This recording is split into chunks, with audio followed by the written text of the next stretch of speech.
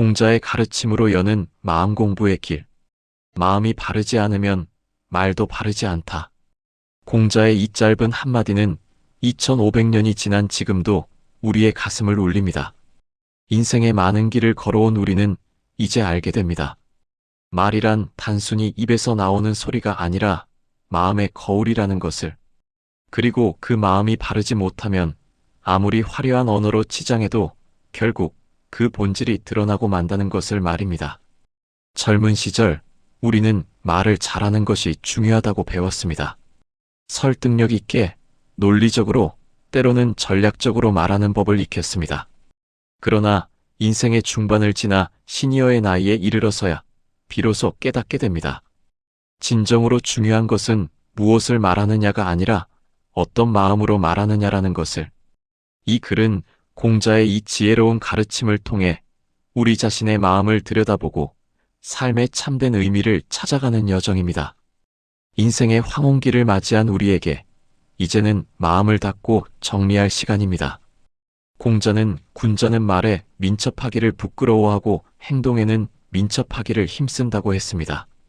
이 가르침은 마음, 말, 행동이라는 삼각구조의 중요성을 일깨워줍니다. 나무를 생각해 보십시오.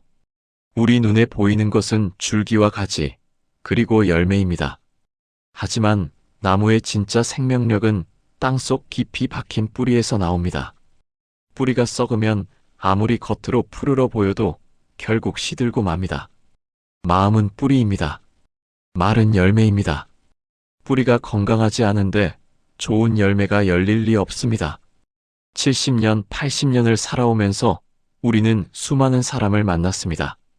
그 중에는 말은 그럴듯하지만 믿을 수 없는 사람도 있었고, 말은 서툴러도 진심이 느껴지는 사람도 있었습니다.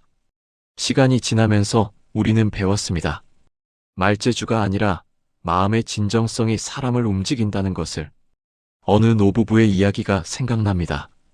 50년을 함께 산 할아버지가 할머니에게 사랑한다는 말을 자주 하지는 않았지만 매일 아침 할머니가 좋아하는 차를 끓여주었습니다. 말은 적었지만 그 마음이 행동으로 나타났고 그것이 진정한 사랑의 언어였습니다. 반대로 입으로는 효도를 말하면서도 부모님을 찾아뵙지 않는 자식, 친구를 생각한다고 말하면서도 어려울 때 외면하는 사람들을 봅니다. 이런 경우 마음이 바르지 않기에 말도 결국 공허한 메아리에 불과합니다. 나는 매일 3번 스스로를 반성한다. 공자의 제자 증자의 이 말은 마음 공부의 출발점을 알려줍니다. 시니어의 나이에 이르러 우리에게 가장 중요한 것은 자기 성찰입니다. 젊었을 때는 앞만 보고 달렸습니다. 성공하기 위해, 가족을 위해, 때로는 생존을 위해 바쁘게 살았습니다. 그러나 이제는 멈춰서서 뒤돌아볼 시간입니다. 내 마음은 정말 바른가? 이 질문 앞에 섰을 때 우리는 두려움을 느낄 수도 있습니다. 평생을 살아오면서 쌓인 원망, 후회, 미움, 질투 같은 감정들이 마음 한구석에 자리 잡고 있을 수 있습니다. 한 70대 어르신의 고백이 생각납니다. 젊었을 때 사업 경쟁에서 동업자를 배신했습니다. 성공했지만 그 후로 50년 동안 그 친구 생각에 잠 못 이루는 밤이 많았습니다. 겉으로는 성공한 사람처럼 살았지만 내 마음은 늘 불안하고 무거웠습니다. 이것이 바로 마음이 바르지 않을 때의 삶입니다. 아무리 밖으로 화려해 보여도 내면은 평화롭지 않습니다. 말로는 성공을 자랑해도 마음은 늘 불편합니다. 자기 성찰은 이렇게 시작됩니다. 내 마음속의 어두운 부분을 직시하는 것, 인정하기 힘든 내 모습을 받아들이는 것, 그것이 변화의 첫걸음입니다. 그렇다면 마음을 바르게 한다는 것은 무엇일까요? 공자는 인을 가장 중요한 덕목으로 삼았습니다. 인이란 사랑이자 배려이며 타인의 입장에서 생각할 줄 아는 마음입니다. 마음을 바르게 한다는 것은 바로 이 인의 마음을 갖는 것입니다. 첫째, 진실됨입니다. 자신에게 거짓말하지 않는 것, 자신의 진짜 감정과 생각을 솔직하게 인정하는 것입니다. 우리는 때때로 자신에게조차 거짓말을 합니다. 나는 괜찮아. 나는 화나지 않았어. 나는 그 사람을 미워하지 않아 같은 말로 진짜 감정을 숨깁니다. 하지만 마음을 바르게 한다는 것은 이런 자기 기만에서 벗어나는 것입니다. 둘째, 순수함입니다. 이해 타산 없이, 조건 없이 대하는 마음입니다. 어린아이가 꽃을 보고 순수하게 예쁘다고 감탄하듯 계산 없는 마음으로 세상을 바라보는 것입니다. 나이가 들수록 우리는 순수함을 잃어갑니다. 모든 것을 이해득실로 따지고 사람을 만날 때도 이 사람이 내게 무슨 도움이 될까 생각합니다. 하지만 진정한 마음의 평화는 이런 계산을 내려놓을 때 찾아옵니다. 셋째, 공정함입니다. 편견 없이 사람과 상황을 바라보는 것입니다. 우리는 살면서 많은 편견을 갖게 됩니다. 저 지역 사람들은 원래 그래. 요즘 젊은 사람들은 버릇이 없어.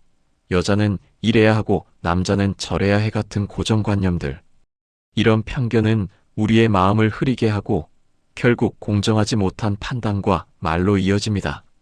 한 80대 할머니는 이렇게 말씀하셨습니다. 젊었을 때는 며느리가 미웠어요. 내 아들을 빼앗아 간 것 같아서. 그래서 늘 며느리 흉을 보고 트집을 잡았죠. 그런데 나이 들어 돌아보니 그건 내 마음이 바르지 못했기 때문이었어요.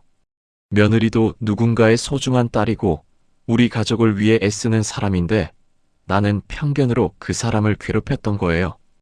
공자는 한마디 말로 나라를 일으킬 수도 망칠 수도 있다고 했습니다.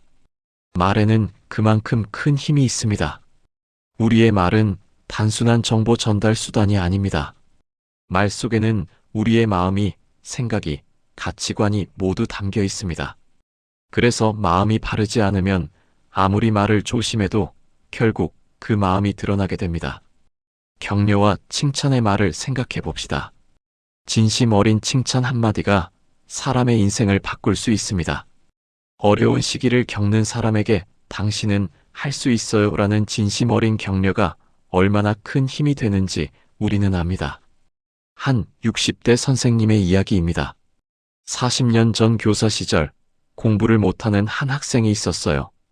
다른 선생님들은 그 아이를 포기했지만 저는 넌 분명히 잘할 수 있어라고 계속 말해 주었습니다. 진심으로 그 아이를 믿었거든요. 최근에 그 제자가 저를 찾아왔습니다. 이제 성공한 사업가가 되어서요. 선생님의 그 한마디가 제 인생을 바꿨습니다 라고 말하더군요.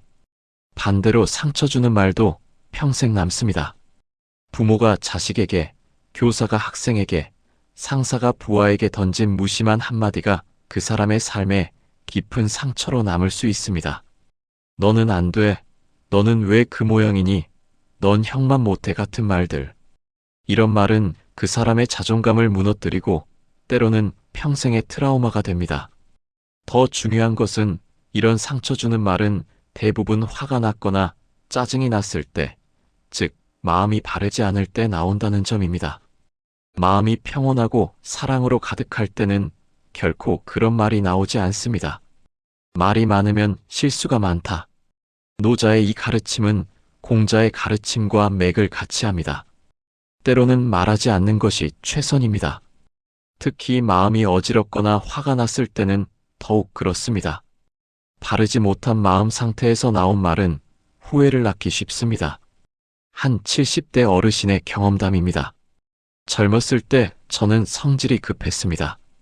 화가 나면 참지 못하고 바로 말을 쏟아냈죠. 그러다 보니 많은 사람과 관계가 틀어졌습니다. 나이 들어서야 깨달았습니다. 화났을 때 하루만 참고 기다렸더라면 그 말들을 하지 않았을 거라는 것을. 이제는 화가 나면 일부러 침묵합니다. 하루 이틀 지나면 화가 가라앉고 그때는 전혀 다른 말이 나오더군요. 침묵은 비겁함이 아닙니다. 오히려 지혜입니다. 말할 때와 침묵할 때를 아는 것, 그것이 바로 성숙한 어른의 모습입니다. 특히 시니어의 나이에는 더욱 침묵의 가치를 알아야 합니다. 우리는 경험이 많기에 조언하고 싶은 욕구가 큽니다.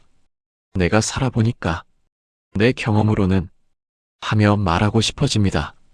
하지만 때로는 그냥 들어주는 것만으로 충분합니다. 젊은 세대는 우리의 조언보다 우리의 경청을 더 원할 때가 많습니다. 마음을 열고 진심으로 들어줄 때 말하지 않아도 우리의 지혜와 사랑이 전해집니다. 마음을 바르게 하는 과정에서 가장 어려운 것 중 하나가 용서입니다. 오랜 세월 쌓인 상처와 원망을 내려놓는 것은 쉽지 않습니다. 그러나 공자는 말합니다. 원수를 갚되 덕으로 갚으라. 이것이 진정으로 마음을 바르게 하는 길입니다. 한 75세 할아버지의 이야기입니다.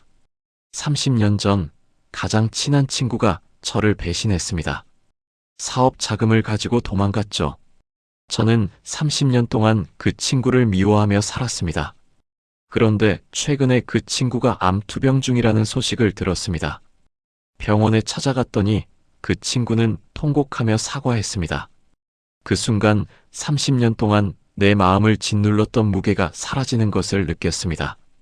괜찮네, 다 지나간 일이야 라고 말하는데 제 목소리가 떨렸습니다.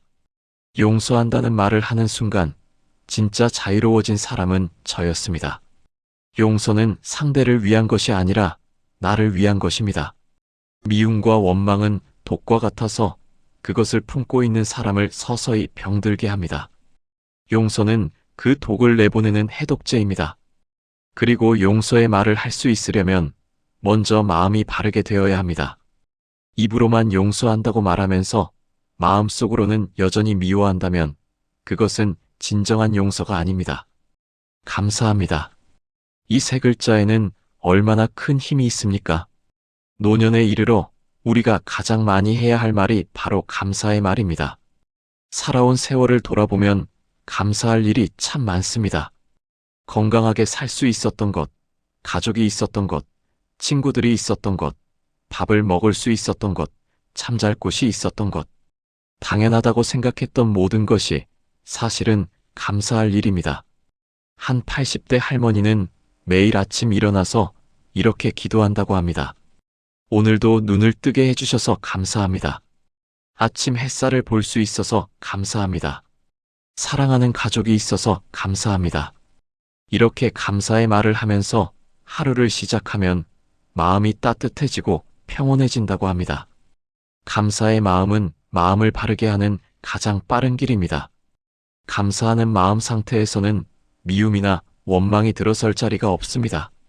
감사는 마음의 정화제입니다. 그리고 감사의 말을 자주 하십시오. 자식에게, 손자에게, 배우자에게, 친구에게. 고맙다. 내가 있어서 행복하다. 너를 만나서 내 인생이 풍요로워졌다는 말을. 이런 말은 상대방에게도 기쁨을 주지만 그 말을 하는 우리 자신의 마음도 더 풍요롭게 만듭니다. 시니어 세대가 젊은 세대와 소통하는데 어려움을 겪는 이유 중 하나는 말하기에만 집중하고 듣기를 소홀히 하기 때문입니다. 우리는 살아온 경험이 많기에 가르치고 싶어 합니다. 하지만 진정한 소통은 말하기보다 듣기에서 시작됩니다. 공자는 배우고 때때로 익히면 기쁘지 아니한가라고 했습니다. 여기서 배움이란 책에서만 얻는 것이 아닙니다. 젊은 세대의 이야기를 듣는 것도 배움입니다. 요즘 젊은이들은 우리 세대와는 다른 세상을 살고 있습니다. 디지털 문화, 새로운 가치관, 다른 생활 방식. 이것을 틀렸다고 판단하기보다는 호기심을 가지고 배우려는 자세가 필요합니다. 한 65세 할아버지의 경험입니다. 손자가 게임 이야기를 할 때마다 저는 게임 그만하고 공부해라라고만 했습니다.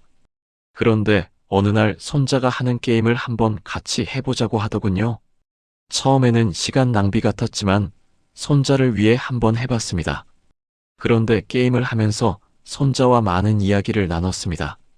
손자의 세계를 이해하게 되었고 손자도 제 말을 더 잘 들어주더군요. 경청은 단순히 귀로 듣는 것이 아니라 마음으로 듣는 것입니다. 상대방의 입장에서 생각하고 그의 감정을 이해하려고 노력하는 것입니다. 이것이 바로 공자가 말한 이내 마음입니다. 마음 공부에서 가장 중요한 것은 자기 자신과의 대화입니다. 우리는 하루에도 수없이 많은 사람과 대화합니다. 그런데 정작 자기 자신과는 제대로 대화하지 못합니다. 내 마음이 원하는 것이 무엇인지, 내가 진짜 느끼는 감정이 무엇인지 귀 기울이지 않습니다. 명상이나 묵상의 시간을 가지십시오. 하루에 10분이라도 조용히 앉아서 자신의 마음을 들여다보는 시간을 가지십시오. 오늘 내 마음은 어떤가?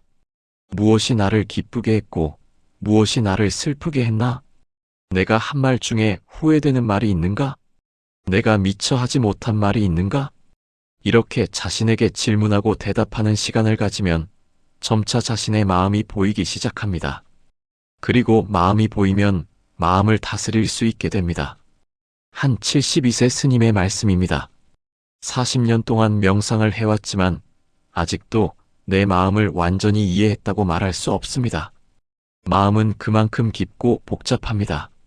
하지만 매일 마음을 들여다보는 연습을 하면서 적어도 마음이 어디로 가는지는 알 수 있게 되었습니다. 화가 날 때, 지금 내가 화가 나는구나라고 알아차리는 것만으로도 큰 변화가 일어납니다. 시니어의 나이는 인생의 마지막 장을 준비하는 시기이기도 합니다. 이때 마음을 바르게 하고 바른 말을 하는 것은 더욱 중요합니다. 우리가 남길 수 있는 가장 큰 유산은 물질이 아니라 말입니다. 우리가 살아온 지혜, 우리가 배운 교훈, 우리가 느낀 사랑을 말로 전해야 합니다. 자식들에게, 손자들에게, 후배들에게 진심 어린 말을 남기십시오. 너희를 사랑한다. 너희를 자랑스럽게 생각한다. 너희 덕분에 행복했다는 말을. 그리고 용서를 구해야 할 사람이 있다면 지금 구하십시오. 미안하다, 잘못했다는 말을 할 수 있을 때 하십시오. 후회는 기회가 사라진 후에 찾아옵니다. 한 78세 할머니의 마지막 편지가 생각납니다. 돌아가시기 한 달 전 가족들에게 편지를 남기셨습니다. 내가 못난 엄마여서 미안하다. 하지만 평생 너희를 사랑했다. 그것만은 알아주었으면 좋겠다. 서로 사랑하며 살아라. 그것이 엄마의 마지막 부탁이다. 간단한 말이었지만 그 편지에는 할머니의 평생이 담겨 있었습니다. 가족들은 그 편지를 읽으며 울었고 지금도 그 편지를 보물처럼 간직하고 있습니다. 마음 공부는 특별한 것이 아닙니다. 일상 속에서 매 순간 이루어집니다. 아침에 일어나서 가족에게 좋은 아침이라고 인사할 때 그 말에 진심을 담으십시오. 기계적으로 하는 인사가 아니라 정말 상대방이 좋은 하루를 보내기를 바라는 마음을 담으십시오. 밥을 먹을 때 음식을 만들어준 사람에게 맛있다, 고맙다고 말하십시오. 그냥 먹는 것이 아니라 감사하는 마음으로 먹으십시오. 길을 걸을 때 마주치는 사람들에게 미소를 지으십시오. 말하지 않아도 마음은 전해집니다. 화가 날 때 바로 말하지 말고 3번 심호흡하십시오. 그리고 자신에게 물으십시오. 지금 내가 하려는 말이 정말 필요한가? 이 말이 상황을 좋게 만들까? 슬플 때 그 감정을 억누르지 마십시오. 나는 지금 슬프구나라고 인정하십시오. 감정을 인정하는 것이 마음을 바르게 하는 첫걸음입니다. 공자가 말한 마음이 바르다는 것의 최종 목표는 마음의 평화입니다. 마음의 평화란 무엇일까요? 아무 걱정이 없는 상태가 아닙니다. 걱정이 있어도 흔들리지 않는 중심이 있는 것입니다. 어려움이 와도 담담히 받아들일 수 있는 마음의 힘입니다. 이런 평화는 하루아침에 오지 않습니다. 매일매일 마음을 닦는 연습을 통해 서서히 찾아옵니다. 한 82세 할아버지는 이렇게 말씀하셨습니다. 젊었을 때는 늘 불안했습니다. 돈을 벌어도 불안하고 지위가 올라가도 불안했습니다. 무엇이 부족한지도 모르면서 늘 무언가를 갈구했습니다.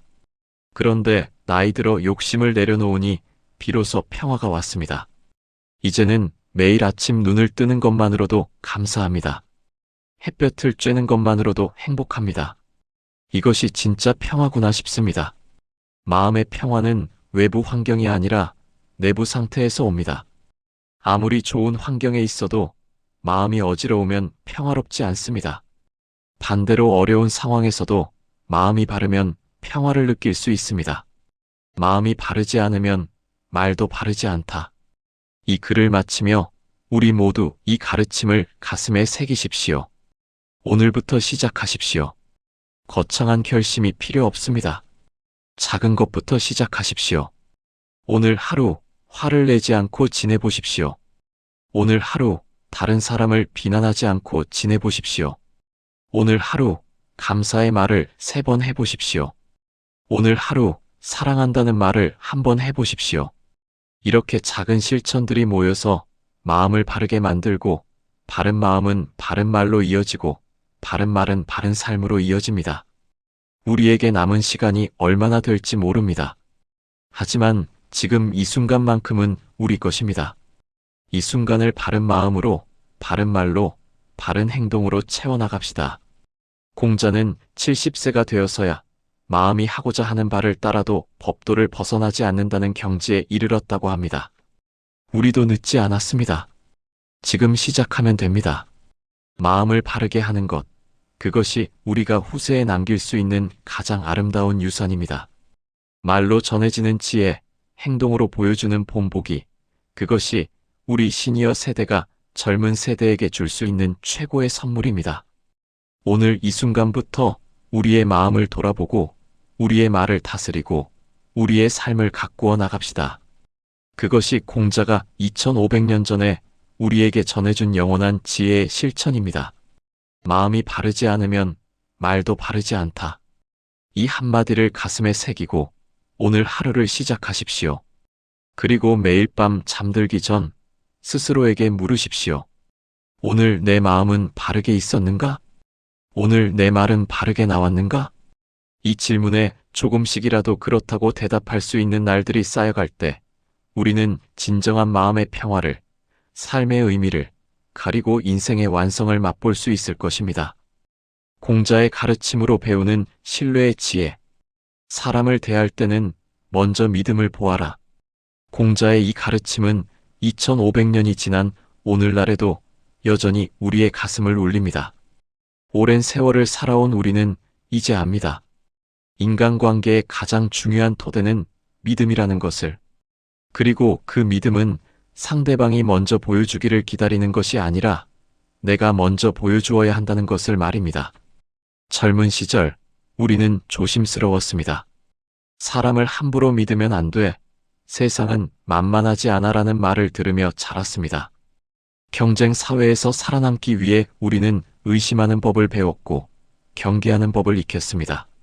그러나 인생의 황혼기에 이르러 돌아보면 깨닫게 됩니다.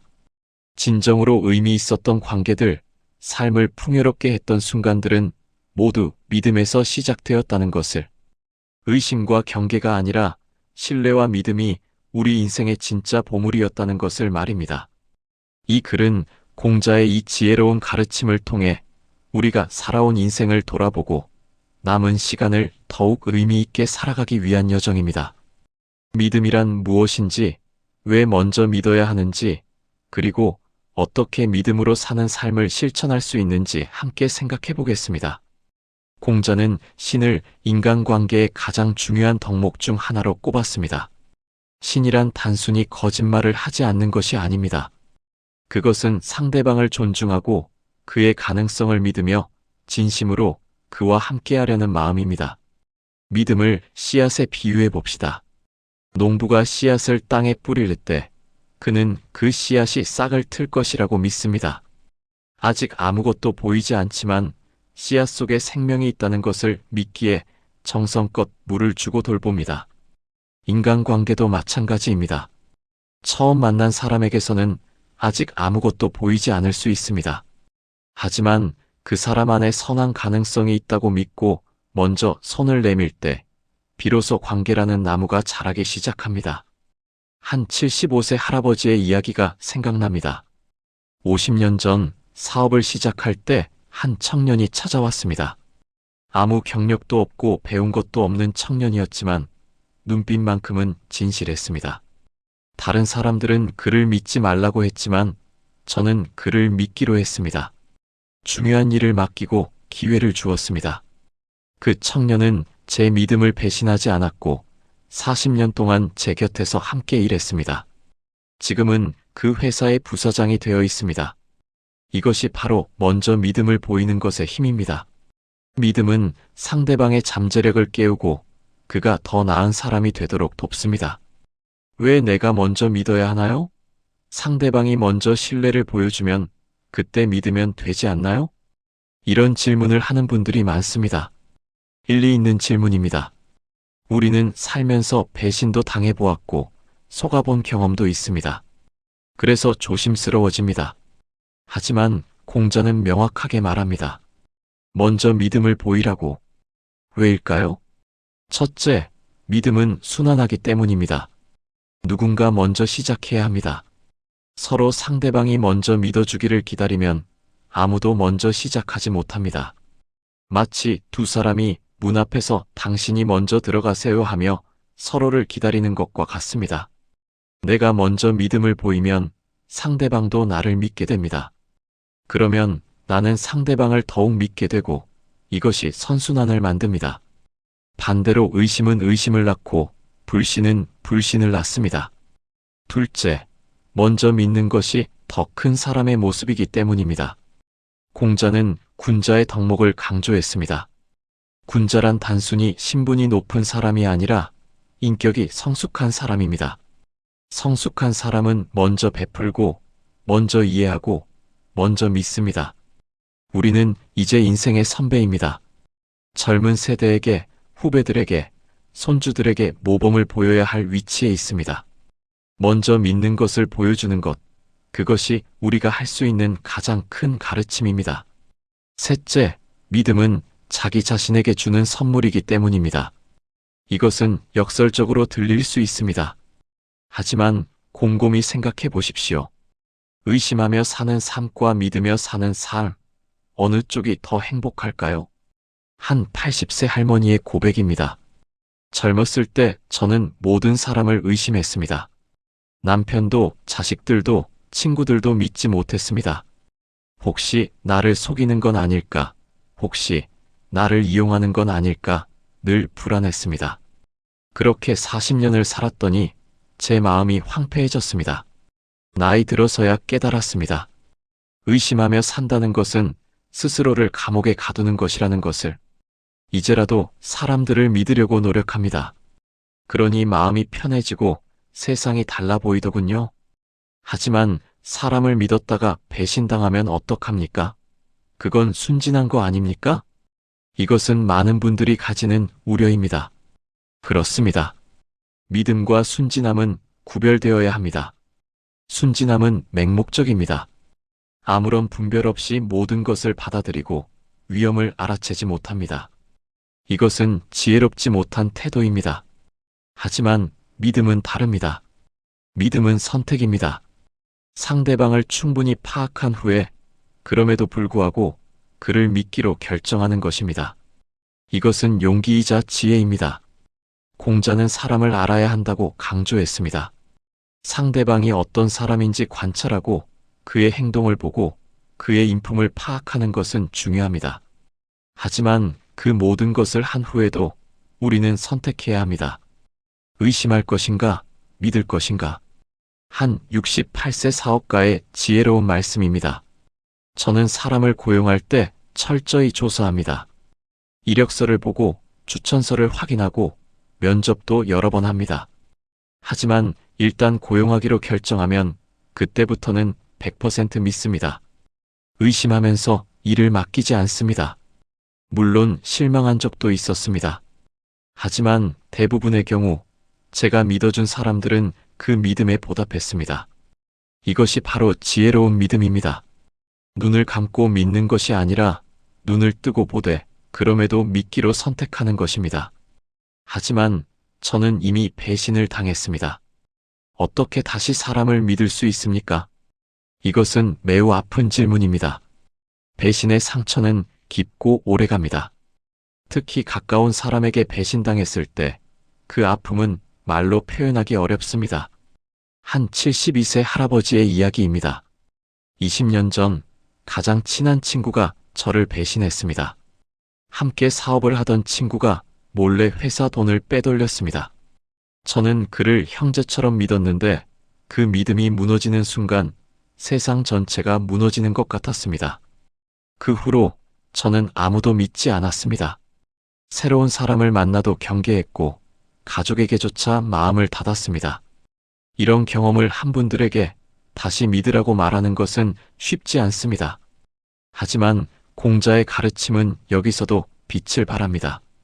배신은 그 사람 한 명의 문제입니다. 하지만 그 한 사람 때문에 모든 사람을 불신하게 되면 결국 손해보는 것은 나 자신입니다.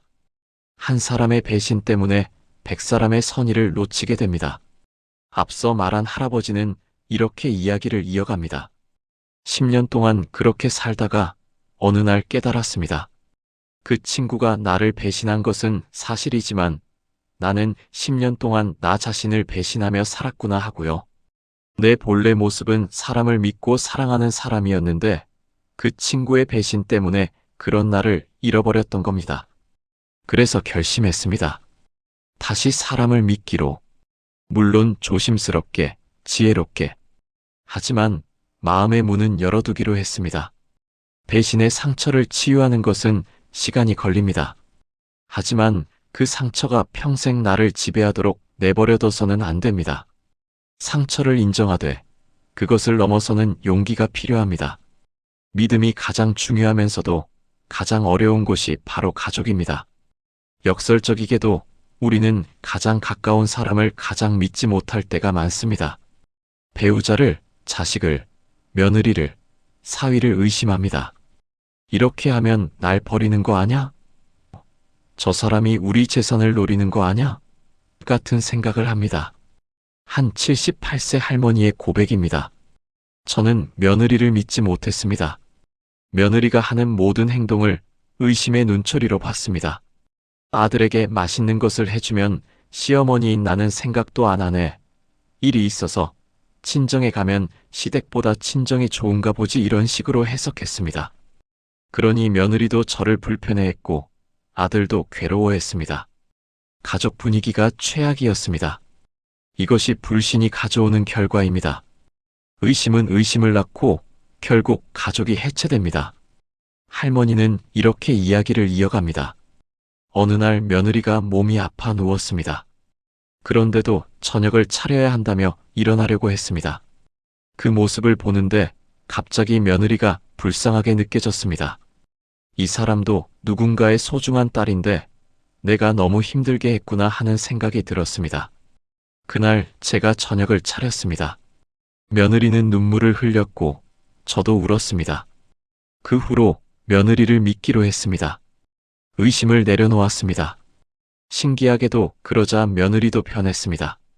아니, 며느리는 원래 좋은 사람이었는데 제가 그걸 보지 못했던 거였습니다. 가족에게 먼저 믿음을 보이십시오. 자식이 좋은 선택을 할 것이라고 믿으십시오.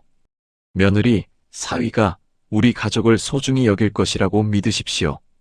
배우자가 나를 사랑한다는 것을 믿으십시오. 물론 실망할 때도 있을 것입니다. 하지만 불신 속에서 사는 것보다는 믿음 속에서 가끔 실망하는 것이 훨씬 낫습니다. 시니어 세대와 젊은 세대 사이에는 때때로 큰 간격이 있습니다. 가치관이 다르고 생활 방식이 다르고 생각하는 방식이 다릅니다.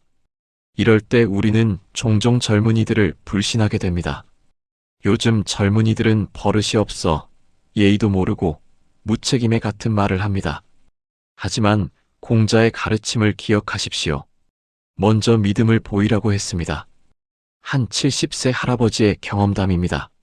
손자가 대학에서 예술을 전공하겠다고 했을 때 저는 반대했습니다. 예술로 어떻게 먹고 사니?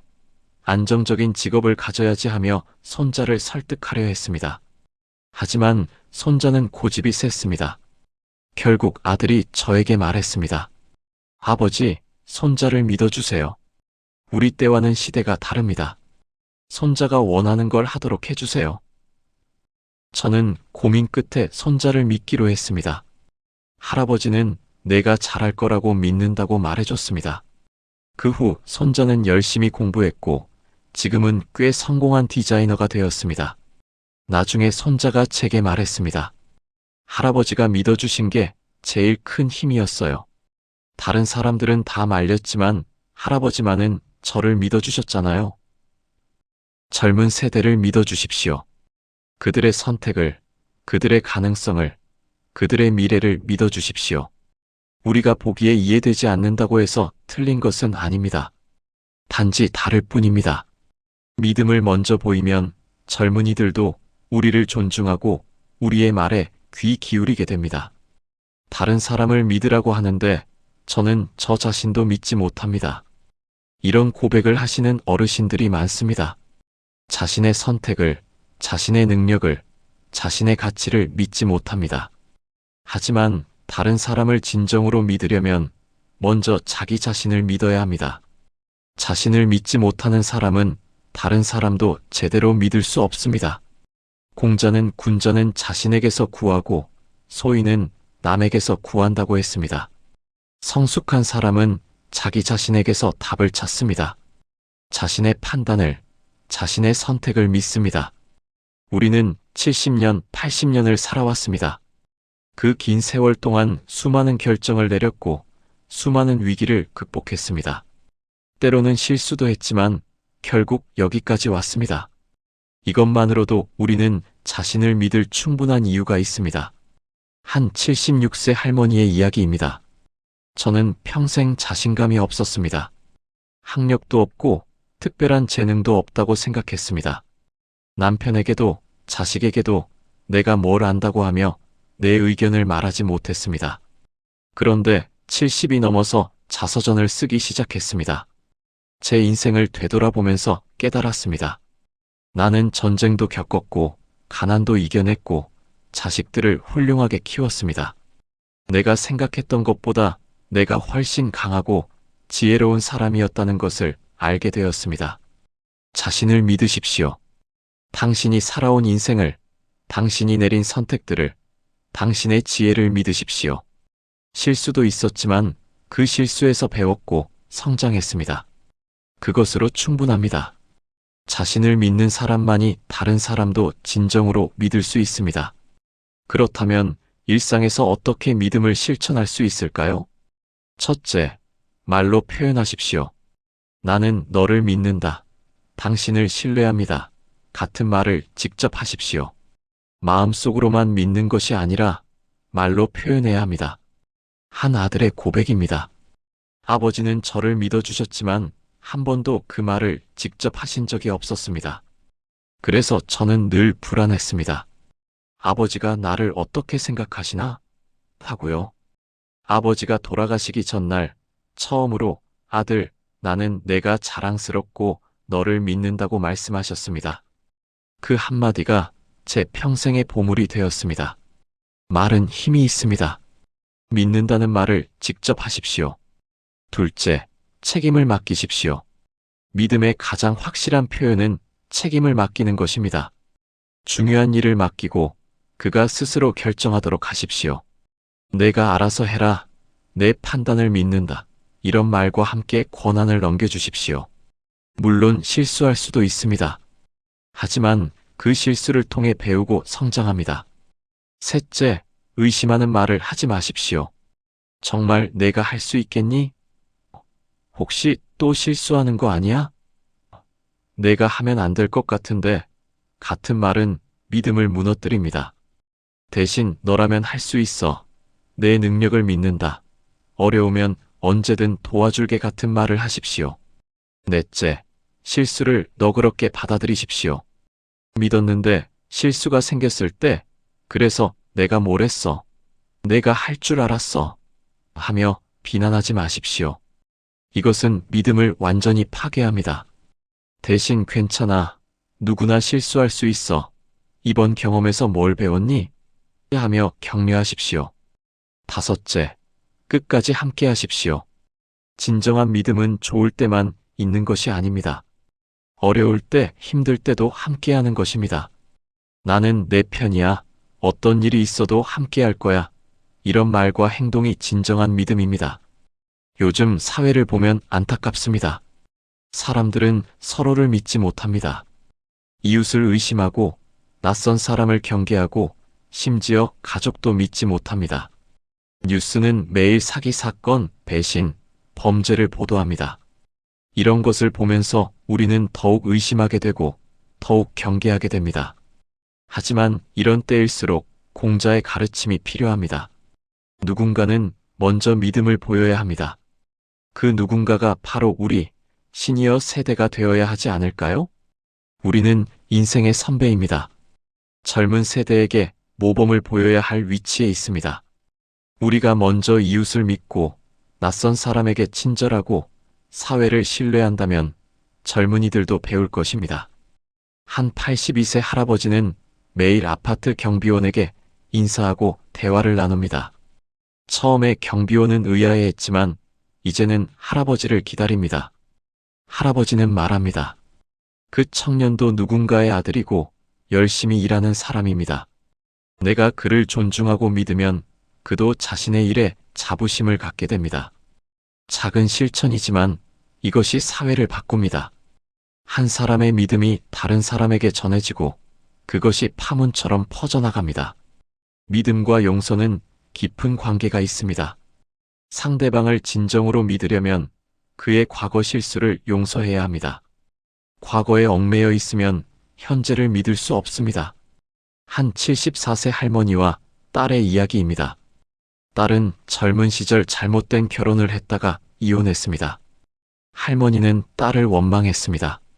내가 반대했는데 왜 내 말을 안 들었니? 하며 10년 동안 딸을 비난했습니다. 할머니는 말합니다. 10년 동안 저는 딸을 용서하지 못했습니다. 딸이 하는 모든 일을 의심했습니다. 또 잘못된 선택을 하는 거 아냐? 하면서요. 그러다 보니 딸도 저를 멀리했습니다. 어느 날 깨달았습니다.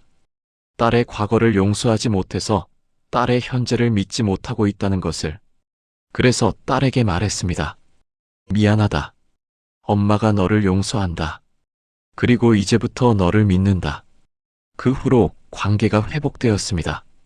용서는 과거를 지우는 것이 아닙니다. 과거를 인정하되 그것이 현재와 미래를 지배하지 않도록 하는 것입니다. 용서할 때 비로소 진정한 믿음이 시작됩니다. 50년, 60년을 함께 산 배우자. 이제는 서로를 너무 잘 알기에 믿음이 당연하다고 생각할 수 있습니다. 하지만 오히려 그 반대일 때가 많습니다. 너무 오래 함께 살다 보니 서로에 대한 믿음을 당연시하고 표현하지 않습니다.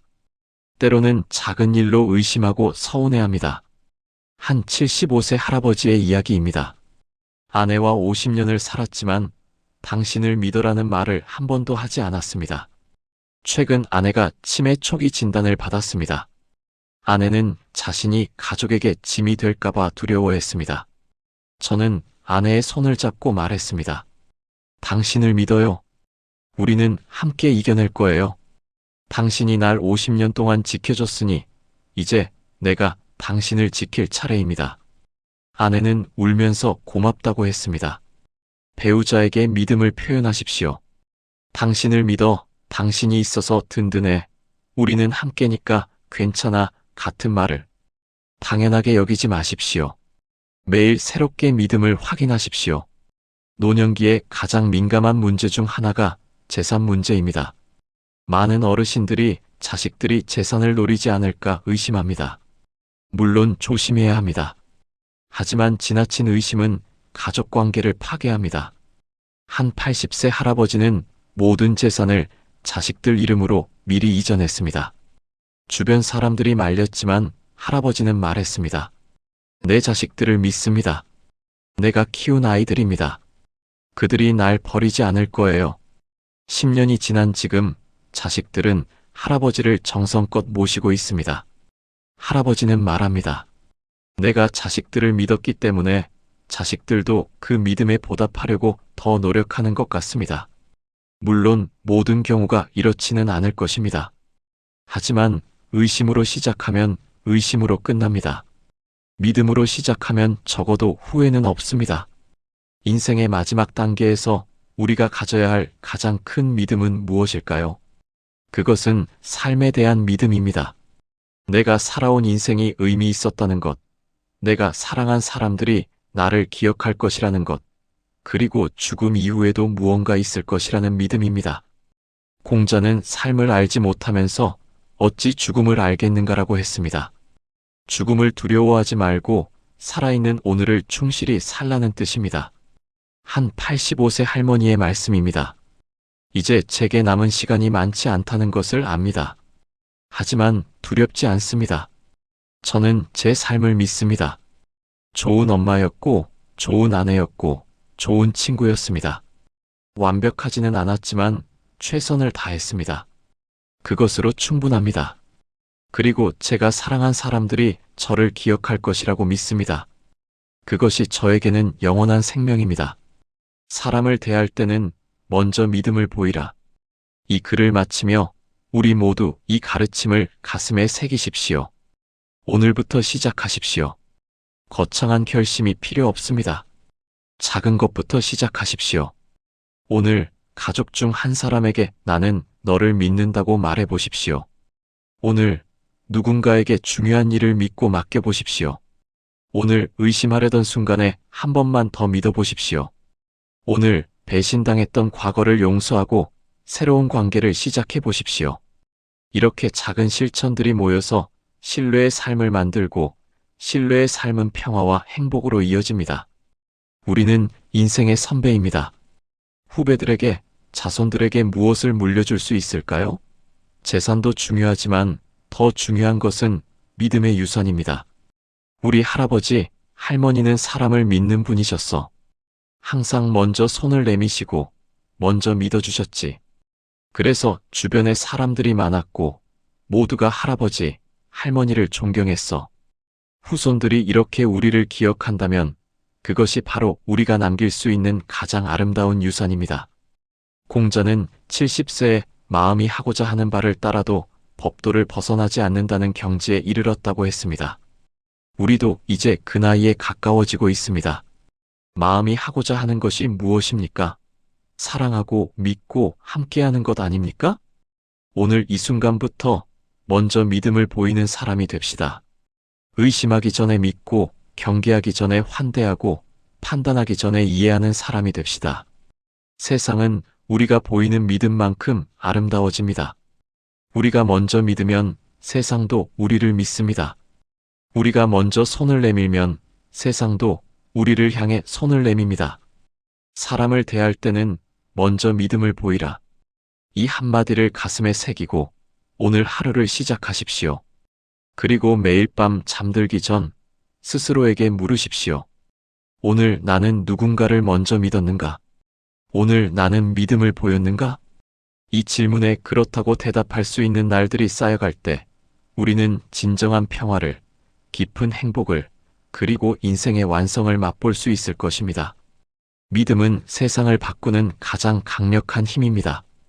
그리고 그 믿음은 바로 당신으로부터 시작됩니다.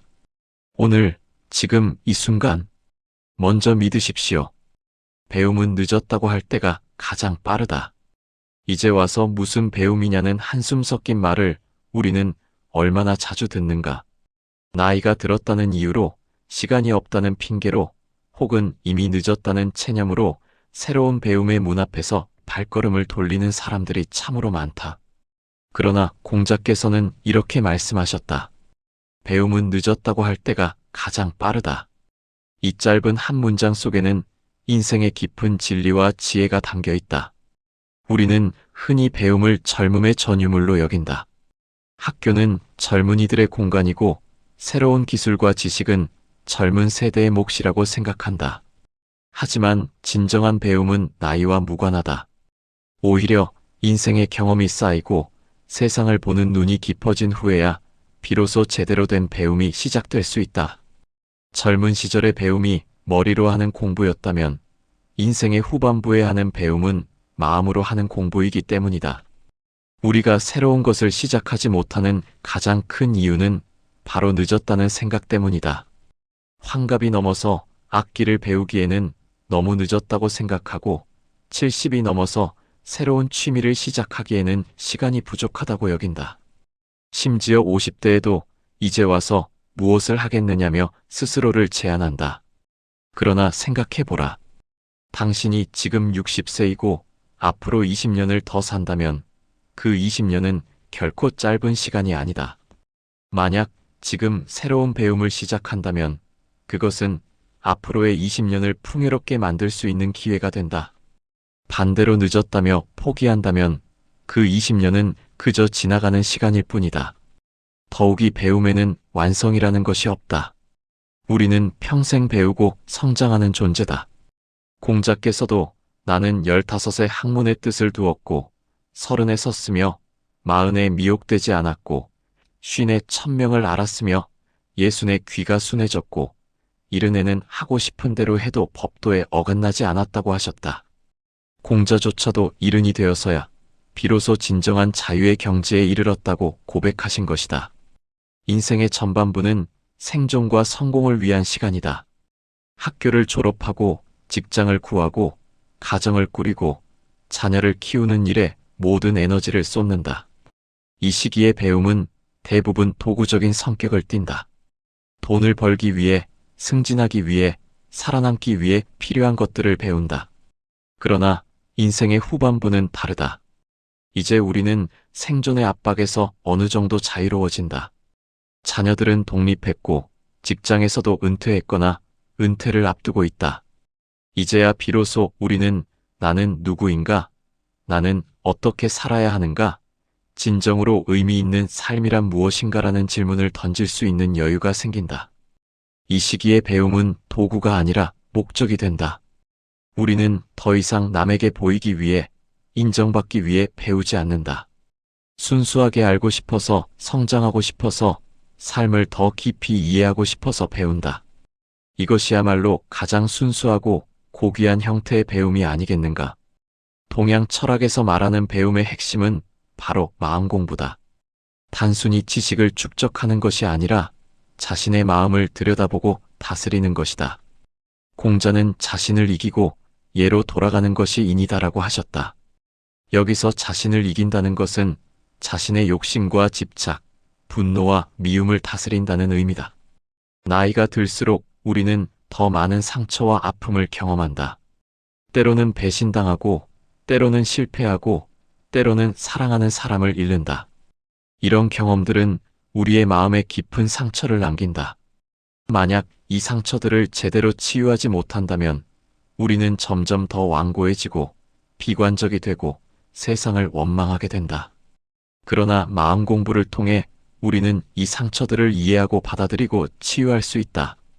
왜 내가 화가 났는지, 왜 내가 슬픈지, 왜 내가 집착하는지를 깊이 들여다보는 것이다.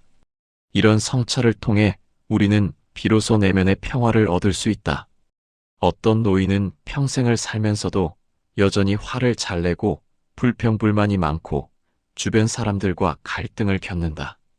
반면 어떤 노인은 온화하고 지혜롭고 주변에 평화를 가져다 준다. 이 차이는 어디서 오는가? 바로 마음 공부를 했느냐 하지 않았느냐의 차이다. 너 자신을 알라는 소크라테스의 명언은 동서양을 막론하고 철학의 출발점이다.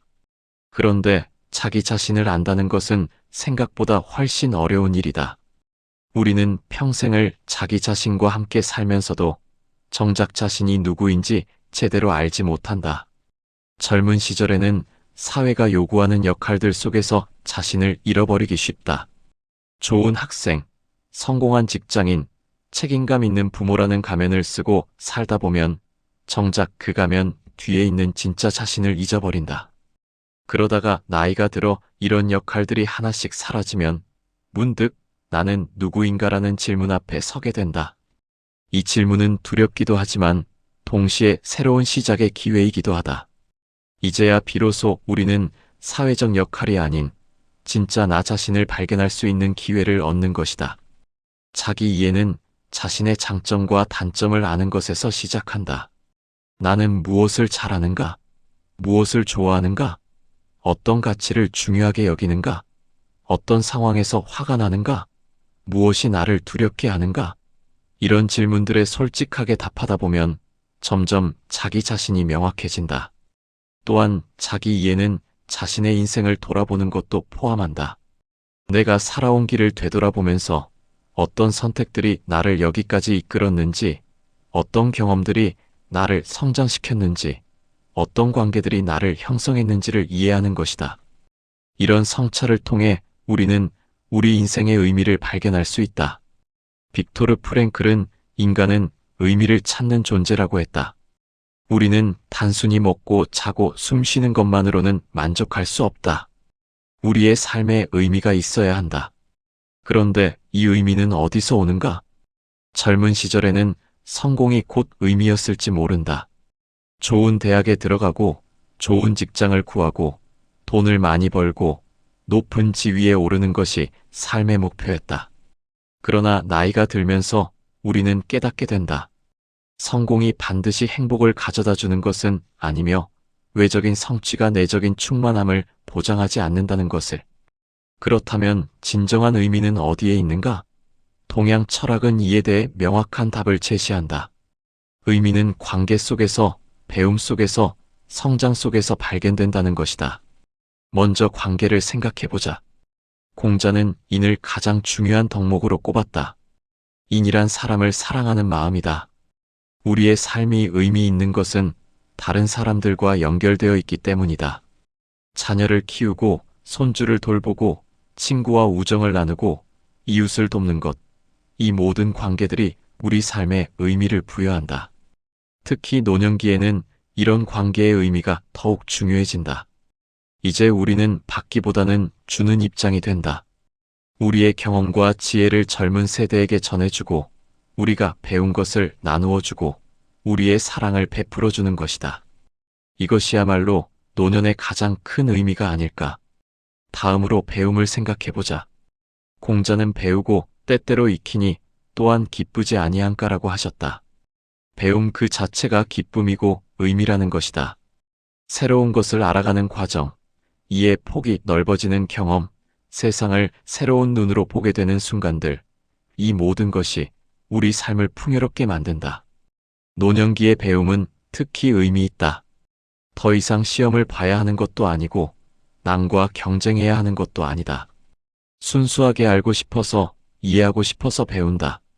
이런 배움은 젊은 시절의 어떤 배움보다도 깊고 진정성이 있다.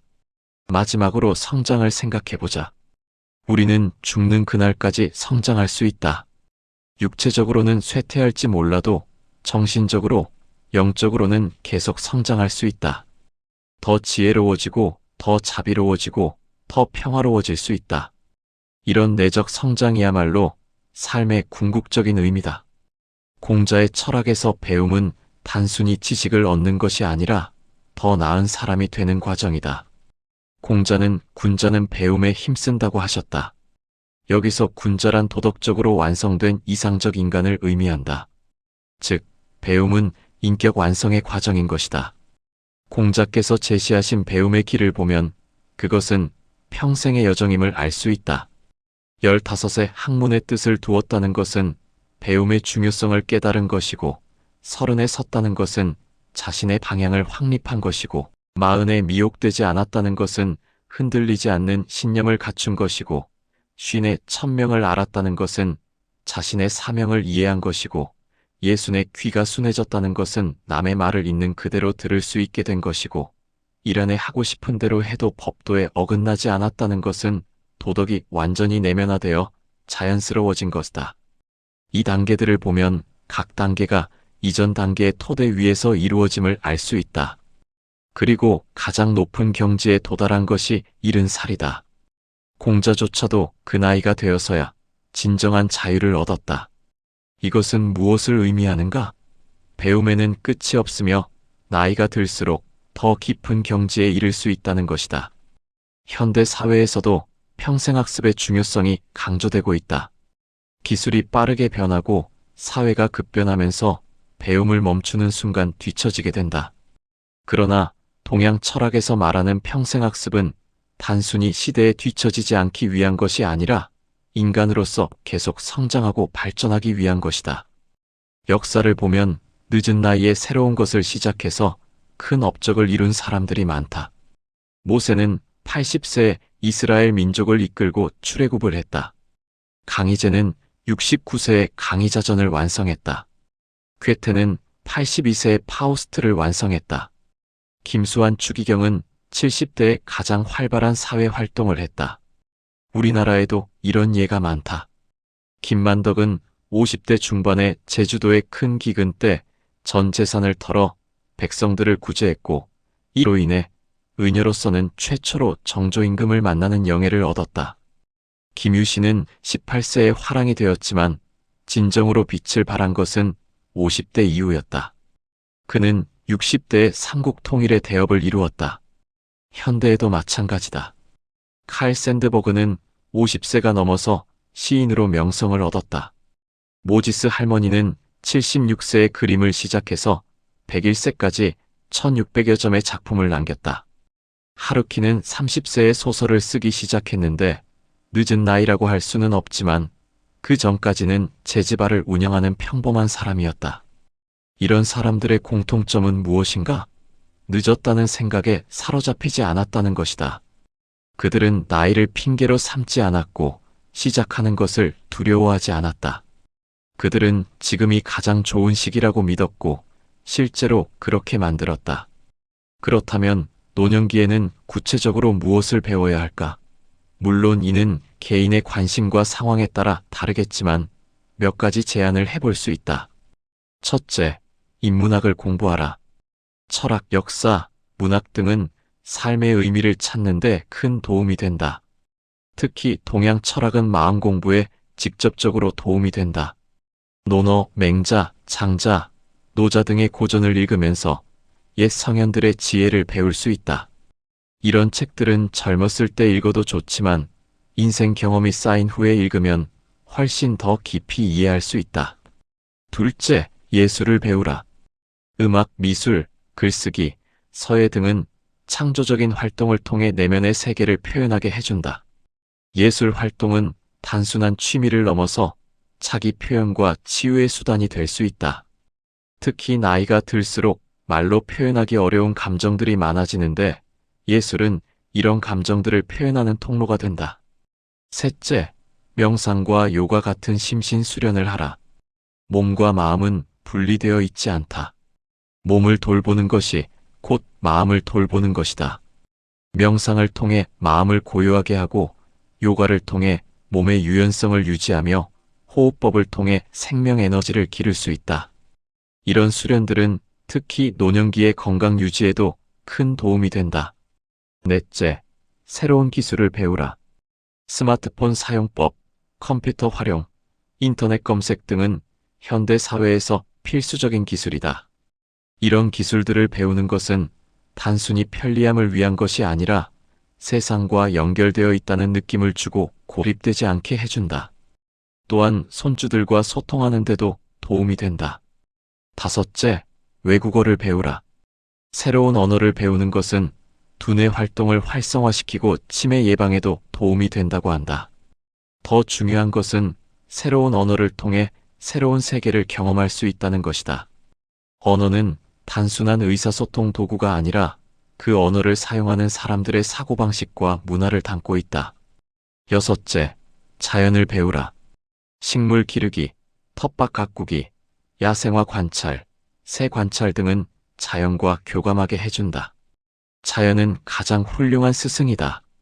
자연의 순환을 보면서 우리는 삶과 죽음, 변화와 영혼에 대해 배울 수 있다. 또한 자연 속에서 시간을 보내는 것 자체가 치유가 된다. 일곱째, 봉사활동을 하라. 다른 사람을 돕는 것은 가장 의미 있는 배움의 형태다. 우리는 주는 과정에서 받는다. 봉사를 통해 우리는 감사와 겸손을 배우고 연민과 자비를 실천하며 우리 삶의 의미를 발견한다. 물론 노년기의 배움에는 여러 가지 장애물들이 있다. 첫째는 앞서 말한 늦었다는 생각이고, 둘째는 나이가 들어서 머리가 안 돌아간다는 믿음이고, 셋째는 새로운 것을 배우는 것이 두렵다는 감정이고, 넷째는 주변 사람들이 뭐라고 할까 하는 걱정이고, 다섯째는 경제적, 시간적 제약이다. 이런 장애물들을 하나씩 살펴보자. 먼저 늦었다는 생각은 이미 충분히 논의했다. 늦었다고 생각하는 순간이 가장 이른 순간이다. 지금 시작하지 않으면 1년 후에는 더 늦어진다. 머리가 안 돌아간다는 것은 일부는 사실이고 일부는 신화다. 확실히 나이가 들면 새로운 정보를 처리하는 속도는 느려진다. 그러나 이해력, 통찰력, 지혜는 오히려 증가한다. 젊은이들이 빨리 외울 수는 있지만 노인들은 더 깊이 이해할 수 있다. 또한 최근 연구들은 노인들도 새로운 것을 배울 수 있으며 배움을 통해 뇌의 가소성이 유지된다는 것을 보여준다. 두렵다는 감정은 자연스럽다. 새로운 것은 항상 두렵다. 그러나 두려움을 극복하는 가장 좋은 방법은 작은 것부터 시작하는 것이다. 거창한 목표를 세우지 말고 오늘 할 수 있는 작은 한 걸음을 떼는 것이다. 주변 사람들의 시선은 솔직히 별로 중요하지 않다. 대부분의 사람들은 다른 사람이 무엇을 하든 별로 관심이 없다.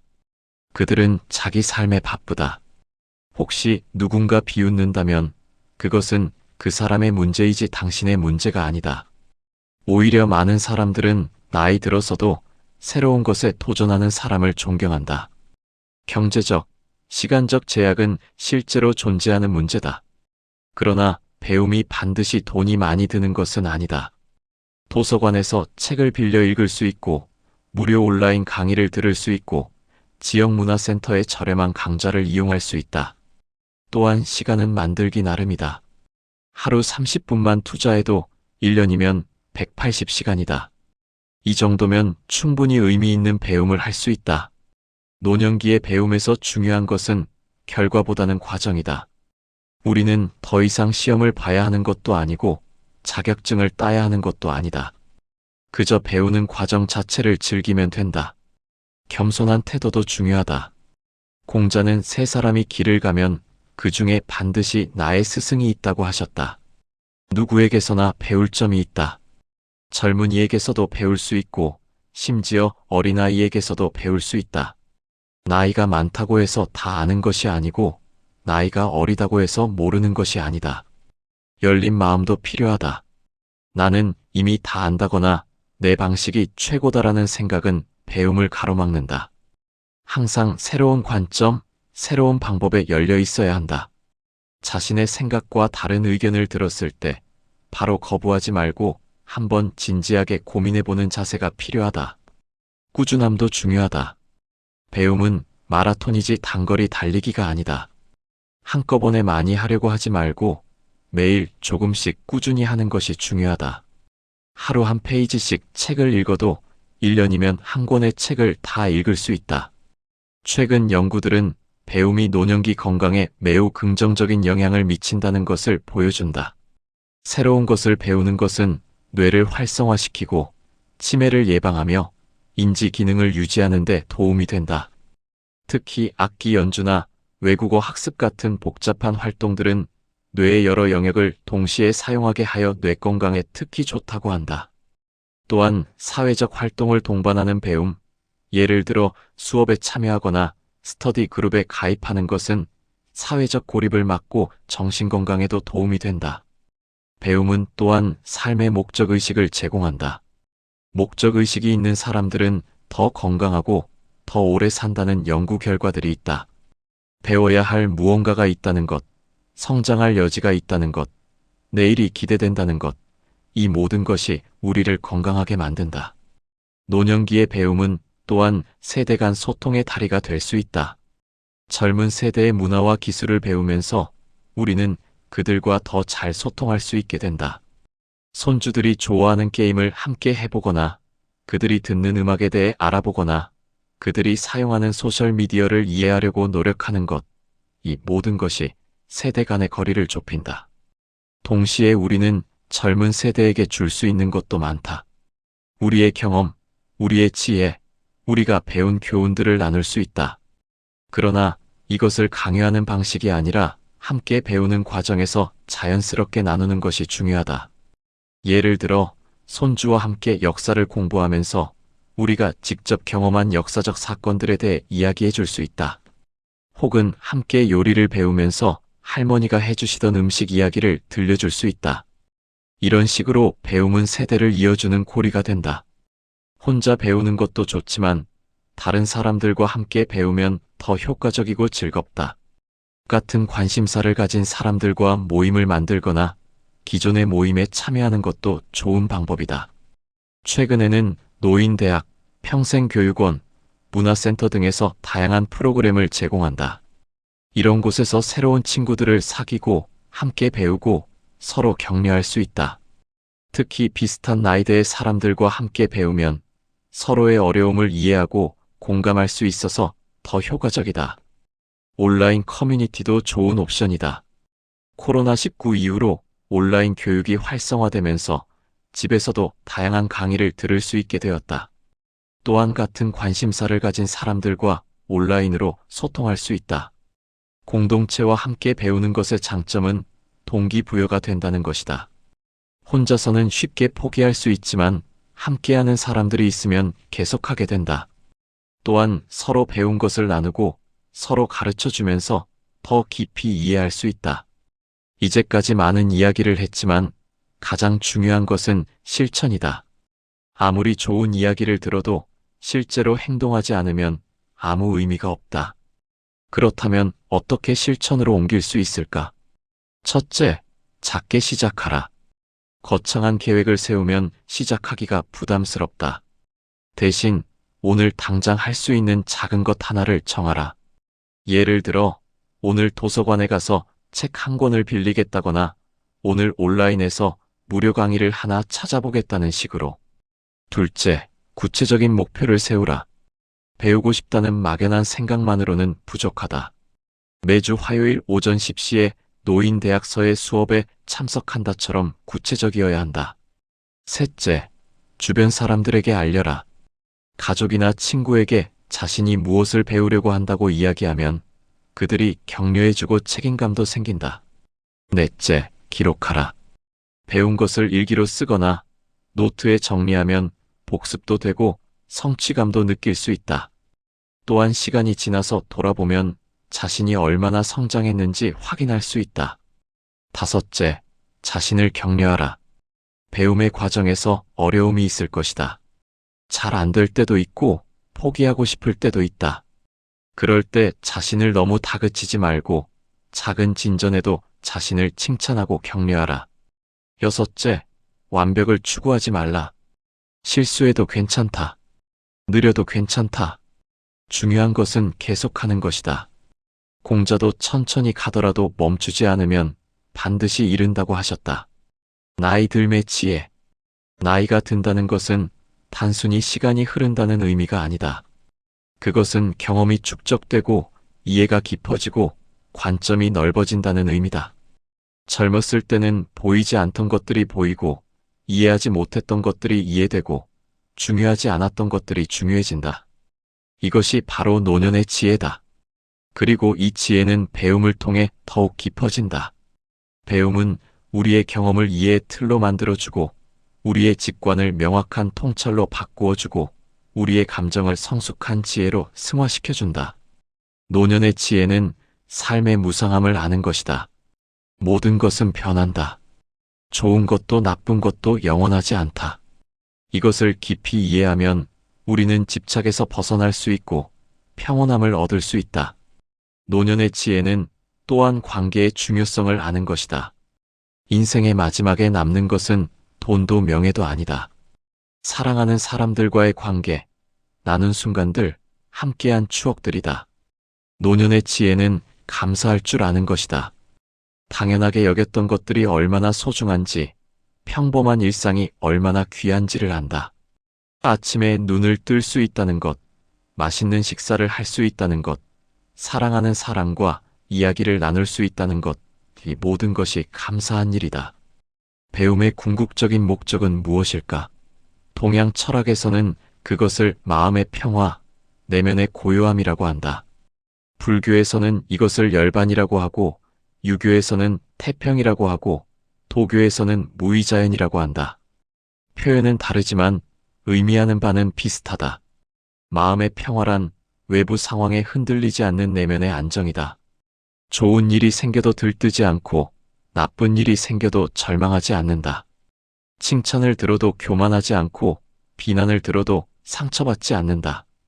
이것이 공자가 말씀하신 이른에 하고 싶은 대로 해도 법도에 어긋나지 않는다는 경지다. 이런 평화는 저절로 오는 것이 아니다. 그것은 평생의 배움과 수련을 통해 얻어지는 것이다. 자신을 이해하고 세상을 이해하고 삶의 이치를 깨닫는 과정에서 점차 얻어진다. 마음 공부의 핵심은 집착을 내려놓는 것이다. 우리는 너무 많은 것에 집착한다. 돈, 명예, 건강, 가족, 심지어 우리 자신의 생각과 감정에도 집착한다. 그러나 모든 집착은 고통의 원인이 된다. 집착을 내려놓을 때 우리는 비로소 자유로워진다. 그렇다고 해서 모든 것을 포기하라는 말은 아니다. 오히려 집착을 내려놓을 때 우리는 더 깊이 사랑할 수 있고, 더 진정성 있게 관계할 수 있고, 더 충실하게 살 수 있다. 집착 없는 사랑, 기대 없는 배려, 조건 없는 자비. 이것이 바로 성숙한 사람의 모습이다. 노년기의 배움에서 빼놓을 수 없는 주제가 하나 있다. 바로 죽음이다. 우리는 모두 언젠가는 죽는다. 이것은 피할 수 없는 사실이다. 그런데 많은 사람들이 죽음에 대해 생각하기를 꺼려한다. 마치 생각하지 않으면 일어나지 않을 것처럼. 그러나 동양 철학에서는 죽음을 직시하는 것이 잘 사는 법을 배우는 것이라고 가르친다. 공자는 아침에 도를 들으면 저녁에 죽어도 좋다고 하셨다. 이것은 죽음을 긍정적으로 받아들이라는 의미다. 죽음을 준비한다는 것은 두려움 속에서 사는 것이 아니라 오히려 더 충실하게 사는 것이다. 우리의 시간이 유한하다는 것을 알 때 우리는 그 시간을 더 소중하게 여기게 된다. 오늘이 마지막 날일 수도 있다고 생각하면 미루었던 일들을 하게 되고, 하고 싶었던 말들을 하게 되고, 사랑하는 사람들과 더 많은 시간을 보내게 된다. 죽음을 준비하는 것은 또한 삶을 정리하는 것이다. 남겨진 사람들에게 부담을 주지 않도록 정리하고, 하고 싶었던 말들을 다하고, 풀지 못한 갈등들을 해소하고, 용서하고 용서받는다. 이런 과정을 통해 우리는 평화롭게 죽음을 맞이할 수 있다. 이제까지 배움의 필요성, 배움의 방법, 배움의 의미 등에 대해 이야기했다. 그러나 가장 중요한 것을 아직 이야기하지 않았다. 바로 배움의 기쁨이다. 공자는 배우고 때때로 익히니 또한 기쁘지 아니한가라고 하셨다. 배움은 기쁜 일이다. 새로운 것을 알게 되는 순간의 기쁨, 이해가 깊어지는 순간의 희열, 할 수 있게 되는 순간의 성취감, 이 모든 것이 배움의 기쁨이다. 특히 노년기의 배움은 순수한 기쁨이다. 더 이상 시험 점수를 위해, 승진을 위해, 남에게 보이기 위해 배우지 않는다. 순수하게 알고 싶어서, 성장하고 싶어서, 삶을 더 풍요롭게 만들고 싶어서 배운다. 이런 배움에는 스트레스가 없다. 오직 기쁨만 있다. 배움의 기쁨은 또한 나눔의 기쁨으로 이어진다. 우리가 배운 것을 다른 사람들과 나눌 때 그 기쁨은 배가 된다. 손주에게 새로 배운 노래를 들려주고, 친구에게 읽은 책에 대해 이야기하고, 이웃에게 배운 기술을 가르쳐주는 것, 이 모든 것이 배움의 기쁨을 더욱 크게 만든다. 결국 가장 중요한 것은 지금 이 순간이다. 과거는 이미 지나갔고, 미래는 아직 오지 않았다. 우리에게 있는 것은 오직 지금 이 순간뿐이다. 배움은 늦었다고 할 때가 가장 빠르다는 말은 바로 이것을 의미한다. 지금 이 순간이 가장 이른 순간이다. 내일까지 기다릴 필요가 없다. 다음 주까지 미룰 이유가 없다. 조건이 완벽해지기를 기다릴 필요가 없다. 지금 바로 이 순간부터 시작하면 된다. 오늘 책 한 페이지를 읽는 것, 오늘 악기를 10분 연습하는 것, 오늘 새로운 단어 하나를 배우는 것, 이런 작은 시작들이 모여서 큰 변화를 만든다. 중요한 것은 완벽하게 하는 것이 아니라 시작하는 것이다.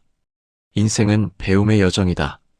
우리는 태어나는 순간부터 죽는 순간까지 계속 배운다. 어떤 사람은 의식적으로 배우고, 어떤 사람은 무의식적으로 배운다. 어떤 사람은 적극적으로 배우고, 어떤 사람은 수동적으로 배운다. 그러나 우리 모두는 배우고 있다. 문제는 우리가 얼마나 의식적으로, 적극적으로 배우느냐다. 나이가 들었다고 해서 배움을 멈출 이유가 없다. 오히려 나이가 들수록 더 많이 배워야 한다. 왜냐하면 나이가 들수록 삶은 더 복잡해지고 우리가 마주하는 질문들은 더 깊어지기 때문이다. 배움은 늦었다고 할 때가 가장 빠르다는 공자의 이 말씀은 우리에게 용기를 준다. 지금이라도 늦지 않았다. 아니, 지금이 가장 좋은 시기다. 우리는 인생 경험이 쌓였고 세상을 보는 눈이 깊어졌고 진정으로 중요한 것이 무엇인지 알게 되었다. 이제 우리는 젊은 시절보다 더 의미 있는 배움을 할 수 있다. 그러니 두려워하지 말자. 늦었다는 생각에 사로잡히지 말자. 나이를 핑계로 삼지 말자. 대신 오늘, 지금 이 순간부터 새로운 배움을 시작하자. 책을 읽고, 악기를 배우고, 새로운 사람들을 만나고, 새로운 경험을 하자. 우리의 마음을 열고 세상을 향해 호기심을 갖자.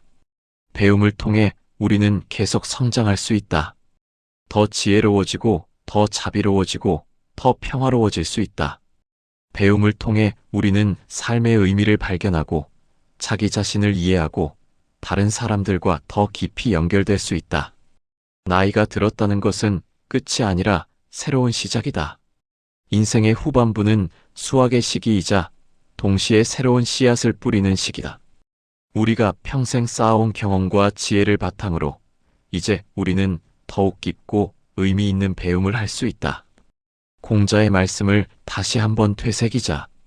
배움은 늦었다고 할 때가 가장 빠르다. 지금 이 순간이 가장 이른 순간이다. 지금 시작하지 않으면 언제 시작하겠는가? 내일은 또 다른 핑계가 있을 것이다. 그러니 오늘, 바로 지금, 새로운 배움의 여정을 시작하자. 그 여정이 우리를 어디로 데려갈지, 우리가 무엇을 발견하게 될지, 우리가 어떻게 변화할지는 아무도 모른다. 그러나 한 가지는 확실하다. 그 여정은 우리의 남은 인생을 더욱 풍요롭고 의미 있게 만들 것이다. 배움은 삶의 방식이다. 배움은 살아있다는 증거다. 배움은 희망이다. 우리가 배우는 한, 우리는 성장하고 있는 것이고, 우리가 성장하는 한, 우리는 살아있는 것이다. 그러니 나이가 들었다고 배움을 멈추지 말자.